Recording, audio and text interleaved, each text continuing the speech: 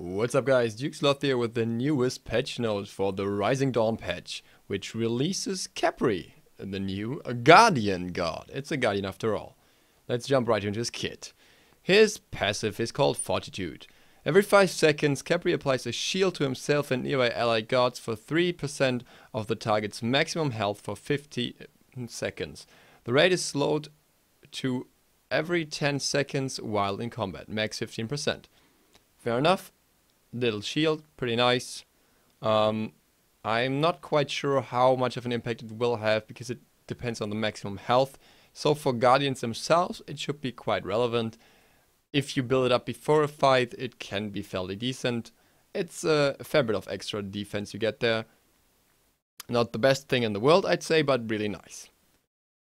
Ability 1, Abduct, as predicted. Khepri lunges forward, dealing 80 to 320 plus 40% of his magical power as damage to enemies he passes through. If he connects with an enemy guard, he stops, grabs them, and starts pulling them backwards. Enemies are crippled for the duration of the pull. Actually, according to the patch notes, they are silenced as well, meaning they cannot get out, they can only auto-attack. It has a 15 seconds cooldown, which is not too bad. So the whole mechanic with the dashing forward is similar to Sobek, but then on the way back, he pulls them very slow. So you have a lot of time to attack. Imagine something like a toned down version of a Fenrir ult. So as he's still moving, but you know exactly where he's gonna move, and the enemy is not held on lockdown for that long, but it's very, very strong, very good ability. Let's move on to the next one and we'll discuss the whole thing in the end. Rising Dawn, Khepri rolls the sun forward, setting ablaze all enemies it touches, reducing physical protections by 5 to 25%.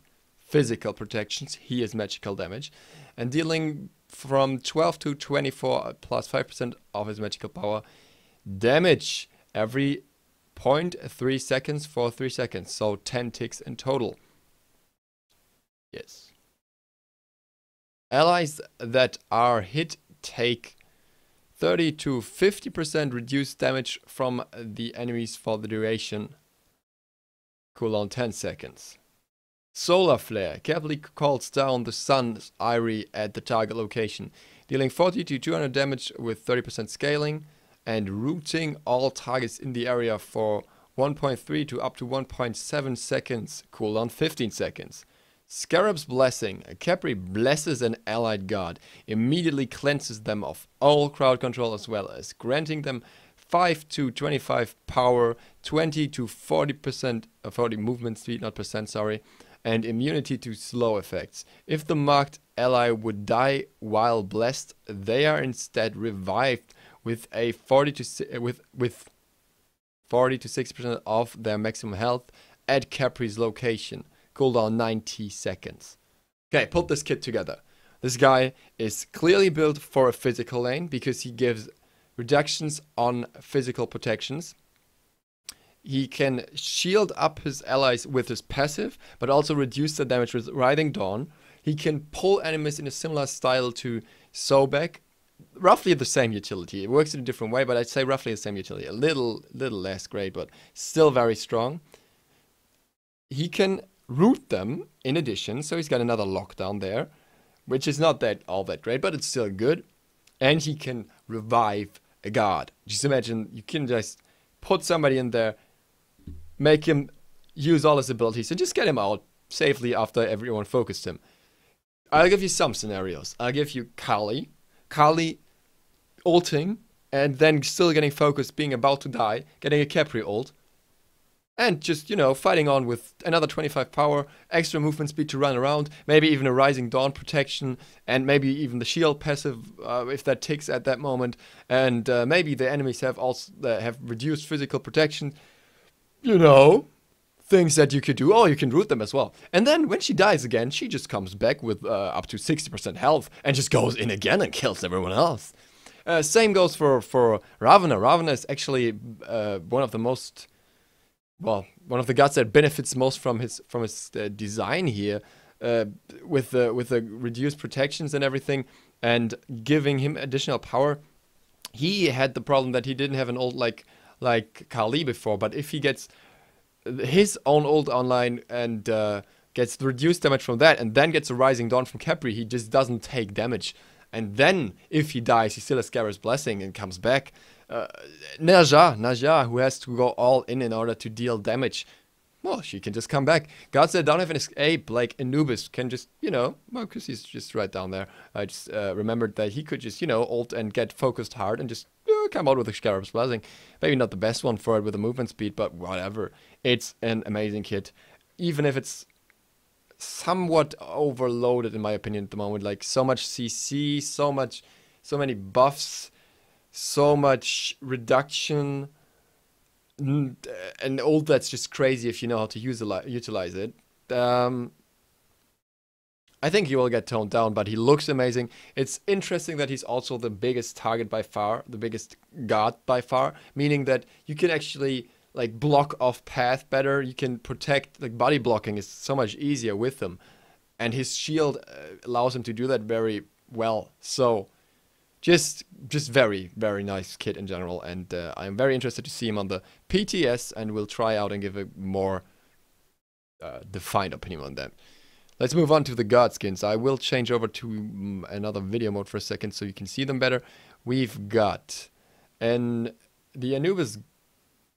Hang on, it should be Afterlife Anubis. Oh well, it should be. Doesn't look too special. Whatever. Anyways, here we got Awilix. That's my skin, guys. What is it called? Renegade Awilix. What? Saw me with a Kit Kat, which what I'm gonna call it from now on. Best. We had Gamma Slam Cabrakan, obviously a Hulk reference there. I don't know, he was Hulk to me before, so whatever. But cool, why not? It's two of my main gods getting a skin, nice.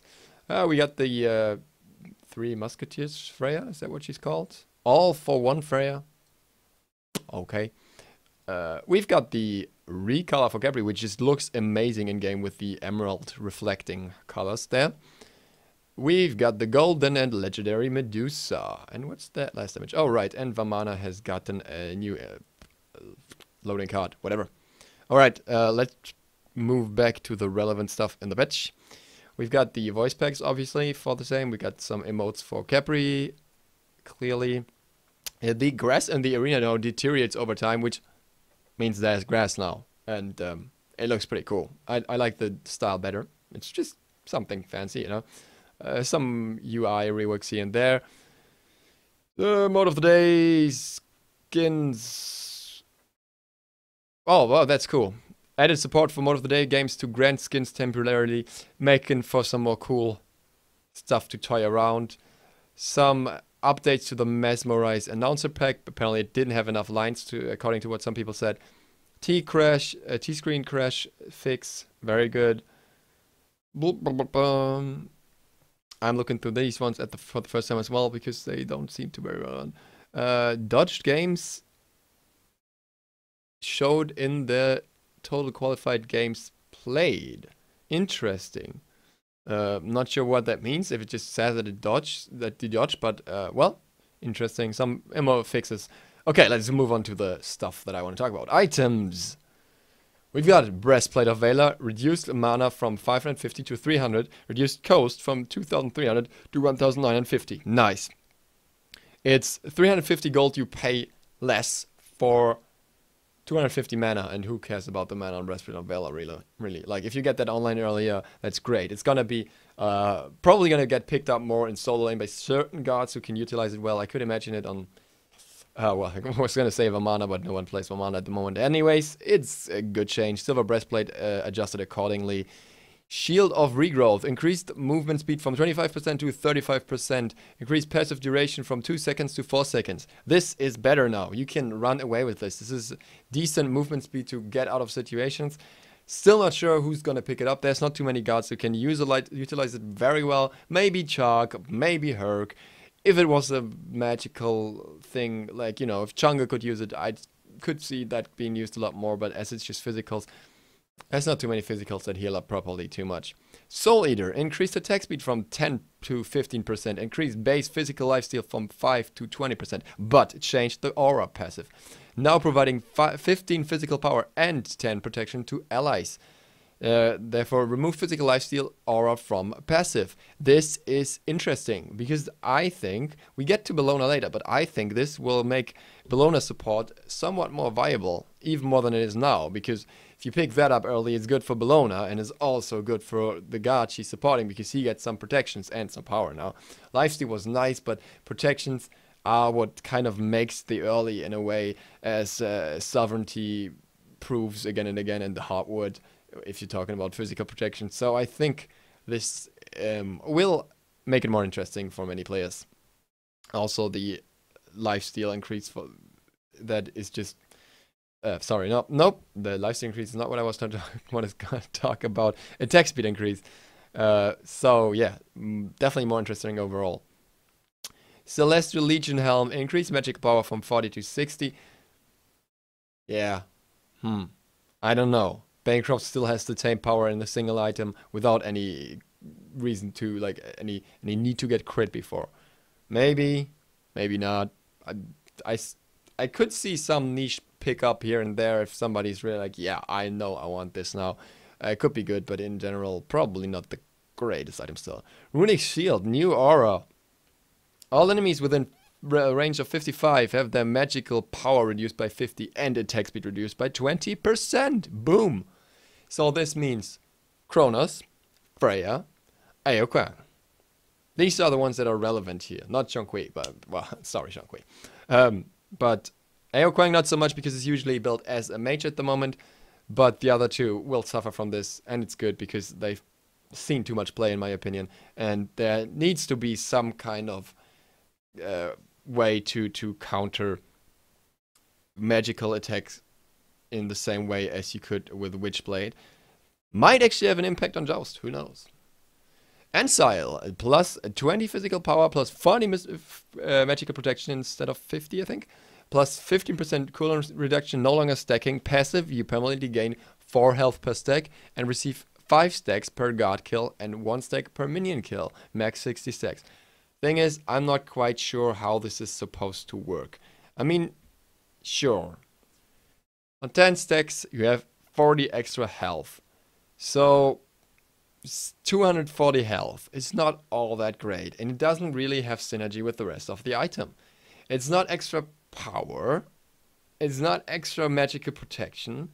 It gives you more effective protection, effective health with the health and the magical protections combined. But this always felt like an all-in item to me with a physical power and cooldown reduction. Like something that an assassin would pick up in a mage heavy lineup. Now I don't really see its place. Maybe some guardians, some warriors can pick it up over Jotuns. Don't think it's gonna be very, very different. Same like Warded Shield gets a magic protection reduction. Enchanted Buckler reduce the base cost a little bit, but Warded Shield gets a little increase. So 70 reduction there and 70 increase there. Meaning it can be picked up right from the start better, but well. Silver Tennisman reduced health from 200 to 125. It was picked up quite often because it's very cost efficient. If this nerf was necessary, I don't know. Alright, whatever. Heartseeker Doom Ops, these are now available in Assault for one reason. They no longer stack off minions. No one's gonna build them anyways. Telekine's Ring no longer provides magical protection, now provides plus 100 health, not 300 as in the video. Good, because it was annoying that AO had a free magical protection item if you went for attack speed. So, yeah. But it's not gonna make that item great or anything. Alright. General, more gods had persistent recall FX cleaned up. Acne, AMC, Cupid, Freya, Guan, Heboa, Isis, Mercury, Nuwa, Odin, and Ymir. Okay, cool. Ao Kuang, Wildstorm, fixed Polynomicon passive activating on target when cast at max range. So this is good. This is one thing that fixes Mage Ao Kuang. I don't even think it was mentioned in the patch notes, but it's actually relevant. And this is because you could proc Soul Reaver and Polynomicon and the Dragon at the single hit of a 3. The question is, considering this is only at max range, where is it not? Like, if you get close range, it obviously still triggers. So where is the difference? Like, it should be exact melee range, but let's see if that works out. Because this is still easier to get off than a single melee hit for various reasons, like not being slowed down. I at least like that they like lowered it down a little bit, so good. Good. It's a start. Let's see if it makes him balance. I doubt it, but it's definitely something that don't fucks you over as hard as he can at the moment. Approach. We removed the slow on his ultimate entirely. That's basically all I need to say. There's a fix for fleeting breath, but that was like kind of glitchy. But empty the crypts no longer slows. This means if you want to slow with the ult, you have to pick up Gem of Isolation. This means you can slow as your one as before. Your one still has the same strong early slow, so his 1-4 is still very good, but his clear is not all that great.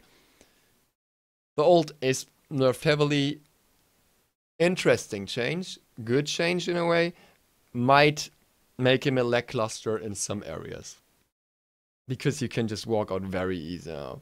And Gem of ISO generally is not the greatest item for him, because he needs power and he needs the health, and it doesn't offer enough of both. It offers both, but not in the extent that he needs it. But good.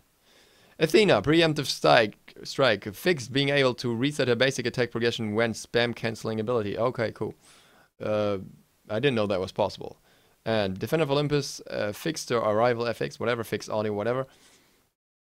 Awilix, Moonlight Charge, fixed knock-up duration being shortened if the target was jumping. Oh, so jumps still glitching. Gravity Surge, fixed an issue where could not pull Hu Yi during dive bomb. I really hope this means you can pull him when he's going up in dive bomb now, because you could only pull him when he leapt down with the new patch. So maybe you can pull him all the time now, meaning he's fucked as soon as he goes up again. And as in a Willish main, sorry, Hu Yi. I approve. Bacchus, general fix the missing voice lines. Bellona, shield bash, reduced the slow from 30% to 15 up to 35%. And as shield bash is usually leveled last, you're not going to see much of those 35%. Maybe it's going to get leveled more now, maybe. But in general, makes it a little less annoying. I don't even know if that was necessary, because the other part of the nerf is what's really relevant. Eagle's Rally increased cooldown from 75 down to 55 to 75 seconds at all ranks. Good. Done. Finally. Some people are not happy about this, I know. Bellona mains. But this had to be done, and I don't know why it hasn't been done earlier. This is good. This is putting her in the place she should be. Not constantly have to worry about her getting out of everything, her destroying everyone with it. Needed nerf. Good. Chuck, some mana display issues fixed. Chunga, Crescent Moon, improved the accuracy of the arc. Alright. I can see why that's a point. Like, it was a little iffy sometimes. Freya, and just some updates. Kumbhakana, some updates. Loki, some updates. Naja. What? Windfire wheels fixed, being able to go inside towers after using on target. Interesting. Oh, alright, whatever. Neath, some glitch fixes. Nox, some glitch fixes. Osiris, some glitch fixes. Ravana gets a buff. Again. Overhead kick, reduced cooldown from 16 seconds to 12 seconds to 14 seconds to 10 seconds, allowing him to be immune more often. Increased damage from 55 to 195 to 70 to 210. 10 and Shadow's Fist increased health return from 10 to 60 to 15 to 65 per target.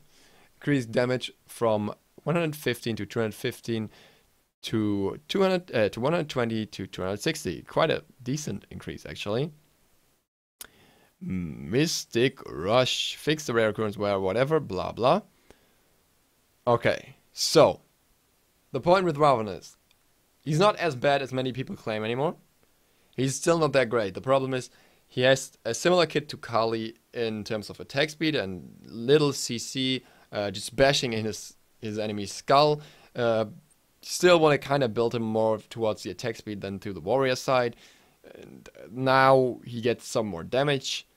And that's all not gonna make him crazily overpowered or anything. It's gonna be putting him in the right place. But his synergy with Khepri is what might potentially make him scary.